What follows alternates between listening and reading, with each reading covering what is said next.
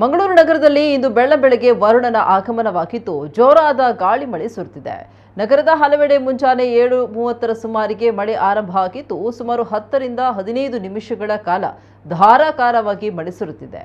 ಮುಂಜಾನೆಯಲ್ಲೇ ಗುಡುಗು ಸಹಿತ ಗಾಳಿ ಮಳೆ ಸುರಿದ ಪರಿಣಾಮ ನಿತ್ಯ ಕಾಯಕಕ್ಕೆ ತೆರಳುವ ಜನರು ಕೊಂಚ ಪರದಾಡುವ ಪರಿಸ್ಥಿತಿ ನಿರ್ಮಾಣ ಆಗಿತ್ತು.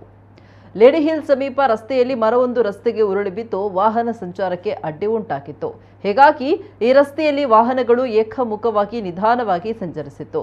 ಮುಂಜಾನೆಯ ಸುರಿದ ಮಳೆ ಕಾರಣದಿಂದ ವಾತಾವರಣ ಕೊಂಚ ತಂಪಾಗಿದ್ದು ಮೋಡ ಕವಿದ ವಾತಾವರಣ ಮುಂದುವರೆದಿದೆ. ಏಪ್ರಿಲ್ 18ರ ತನಕವೂ ಮಳೆಯ ಮುನ್ಸೂಚನೆಯನ್ನ ಹವಾಮಾನ ಇಲಾಖೆ ನೀಡಿದ್ದು ಜಿಲ್ಲೆಯ ಹಲವೆಡೆ ಮಳೆಯ ನಿರೀಕ್ಷೆ ಇದೆ.